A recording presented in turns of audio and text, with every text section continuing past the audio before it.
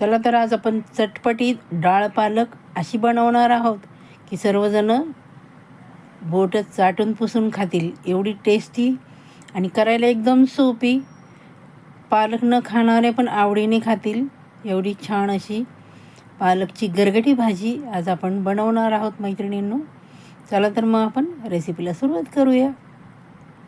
त्यासाठी मी एक जोडी पालकची घेतली, स्वच्छ धुवून निवडून घेतली आहे. बघा, मी थोडेसे कोळे कोळे देठ पण घेणार आहे.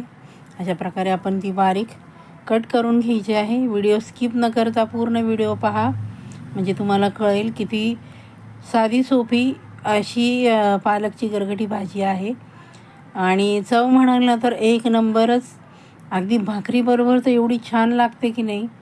मग तुम्ही कुठली आपण भाकरीबरोबर खा, ज्वारीची, बाजरीची, नाचणीची, तांदळाची, एवढी छान अप्रतिम की विचारायलाच नको, एवढी छान लागते बघा. अशा प्रकारे आपण बारीक चिरून घ्यायची आहे. जेवढी तुम्ही बारीक चिराल भाजी तेवढी त्याची शिजायला पण वेळ लागत नाही आणि चव पण छान लागते. दिसणार पण नाही की ती भाजी पालकची आहे म्हणून, एवढी छान लागते बघा. अशा प्रकारे आपण पालक चिरून घेतला. आपण सर्वप्रथम येथे मी तुरीची डाळ वापरली आहे, शेंगदाणे वापरले आहेत. तुमच्या आवडीप्रमाणे तुम्ही कुठलीही डाळ वापरू शकता. शेंगदाणे कमी जास्त त्यामध्ये घालू शकता. 2 मिरच्या मी त्याचे तुकडे करून घातले आहेत. आणि आपण त्यानंतर आपण त्यामध्ये लसूण पण 4-5 पाकळ्या टाकणार आहोत. आणि आपण जी भाजी चिरून घेतली होती ती आपण त्यामध्ये घालून घेणार आहोत.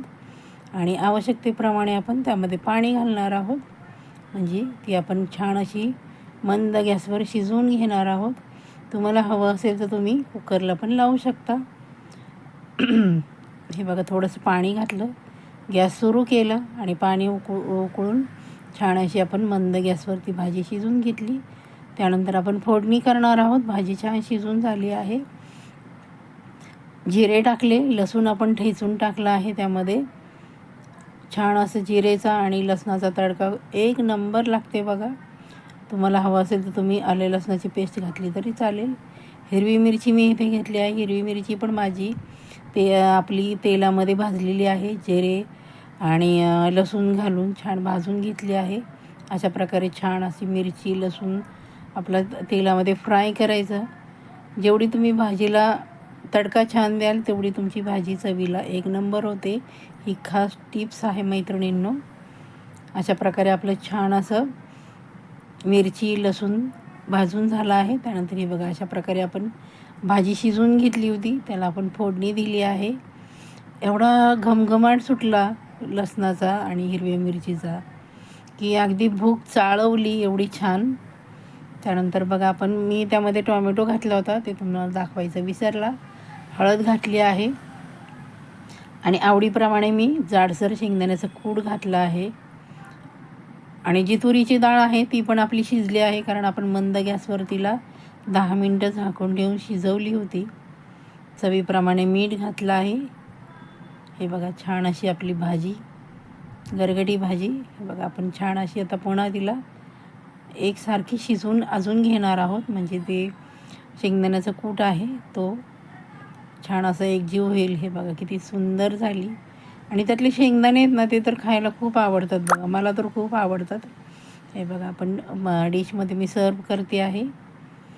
खूप छान टेस्टी अशी गरगटी पालकची भाजी तयार आहे मैत्रिणींनो. भाकरीबरोबर खा, चपातीबरोबर खा किंवा भाताबरोबर खा. अप्रतिम अशी भाजी तयार झाली आहे. मी ते ज्वारीच्या भाकरीबरोबर खात आहे बघा. हे बघा किती थंड झाल्यानंतर किती घट्ट झाली ती.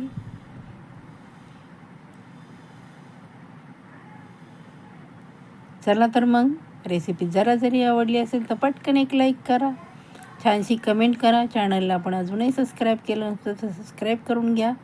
बाजूचं जे बेल आयकन आहे ते दाबायला अजिबात विसरायचं नाही. आणि तुमच्या मित्रमैत्रिणींमध्ये शेअर करायची आहे ही रेसिपी.